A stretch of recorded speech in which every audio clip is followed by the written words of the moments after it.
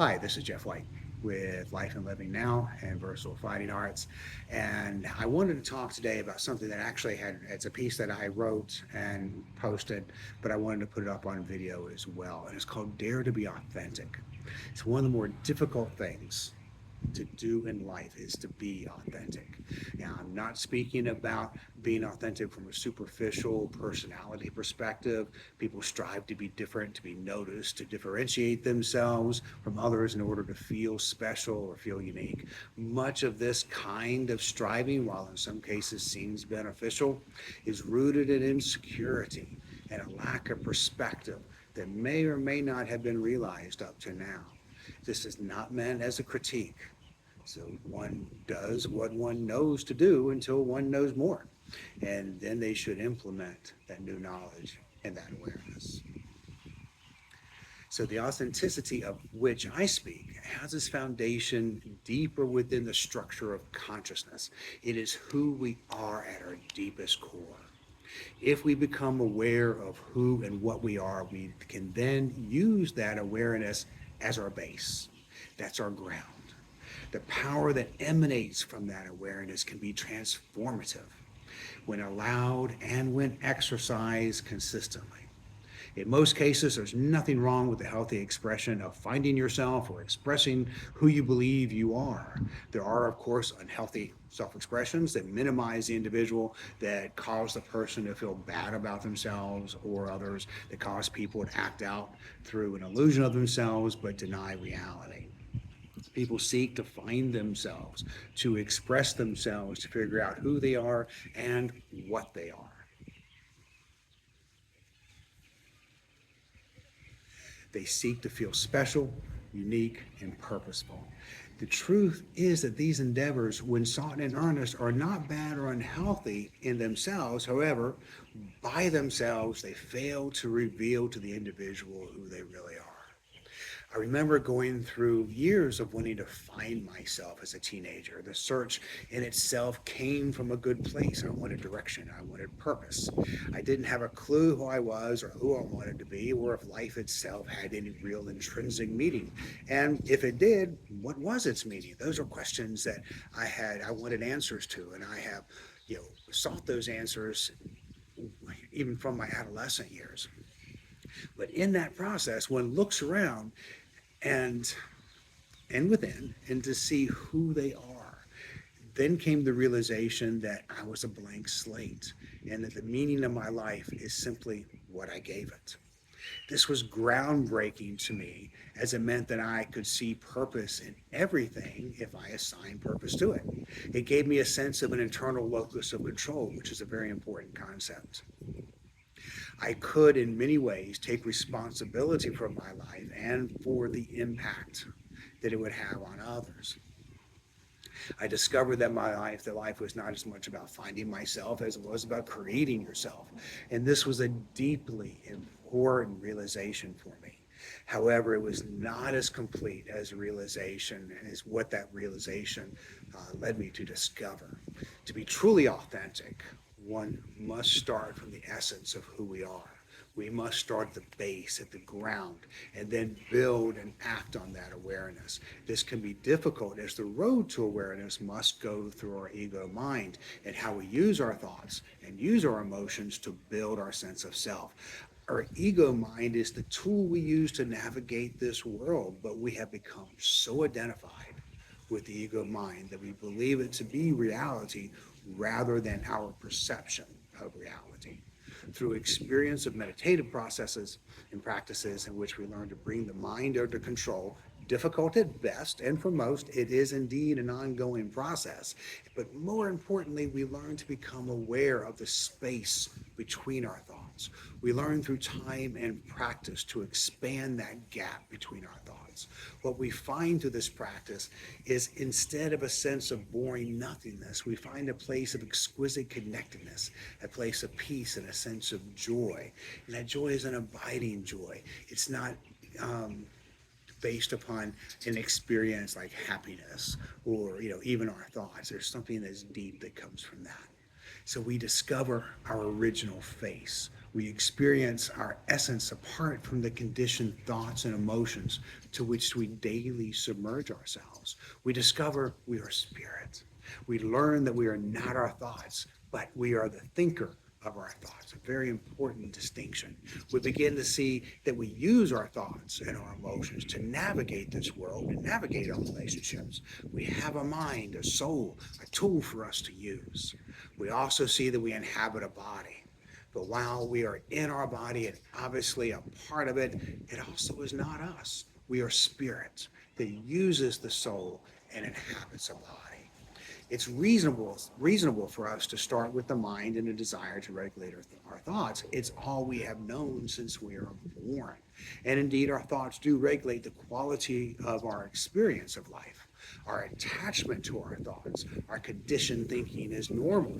And unless we're born with that innate awareness or come to terms with it early in our development, our thoughts are all that we really know. This realization can come to us through a number of different channels. Meditation is one of the best as it teaches the individual to harness their own mind, to peer into the gaps between the thoughts, indeed widening and then experiencing those gaps. It can come to us through deep, honest introspection. And many catch a glimpse of the truth through religion, as there are taught in many religions that the individual is part of the whole. For example, a child of God. Living in this awareness, regardless of its origin, requires constant vigilance and commitment. As we stay within the awareness of our original face, as that becomes our ground, we are struck with the connectedness of everything. We feel and see that everything affects everything else. We sense we are one with everything, and we are.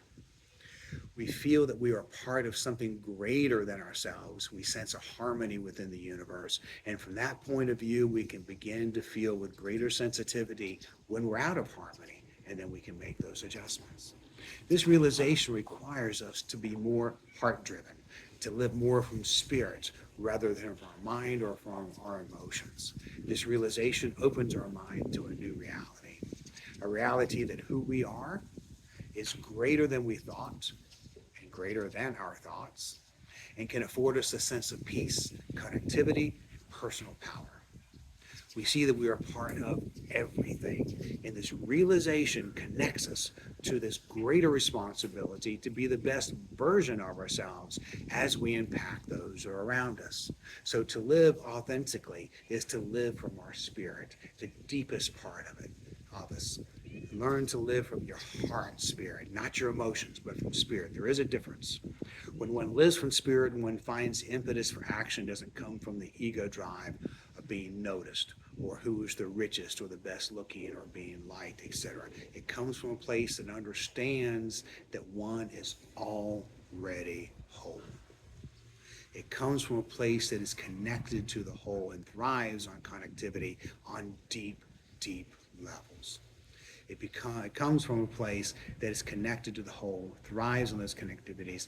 Concepts such as walking in spirit, living a prayerful life, walking in the Tao, all speak to this idea in one form or another. In most cases, while indeed informs a sense of peace, I believe it misses the mark when it creates any structure or being that is separate from the individual. There is no separation. We are one with life, one with God, one with the Tao, one with nature, or whatever term you wish to call it.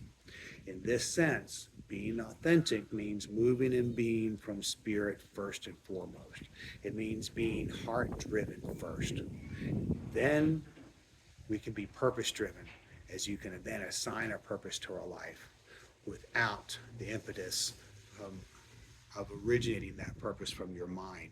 It comes from your heart. It comes from the universe moving through you. It becomes you being one with God, one with the universe, one with consciousness, and you feel that intent running through you. Similar as we are a cell in a body, and if a cell, that cell, in order to impact for good, needs to be the strongest, the best version of it, of the cell that it can be.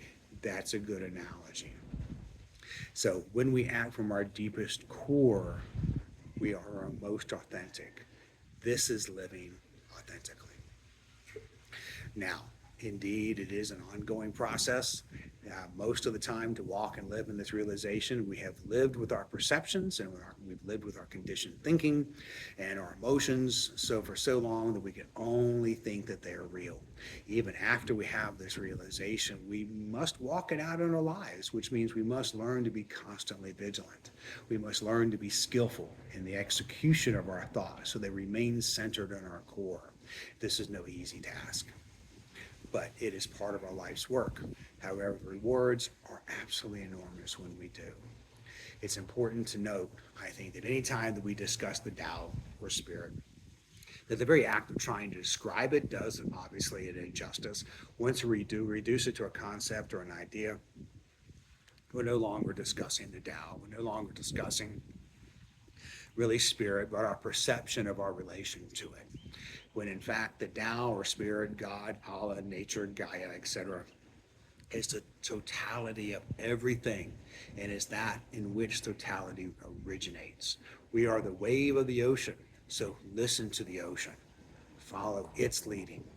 Let that be first your guide. So in order to do that, one must silence the ongoing thoughts. Listen to that still small voice. Listen within to the leadings of spirit. Take time to understand your impulses, your thoughts, how they originate. Take time to understand yourself so that you may truly understand your greater self. Dare to be authentic. Dare to discover the spirit within, and let that understanding be your anchor and your guiding light. Thank you. I hope you find this helpful.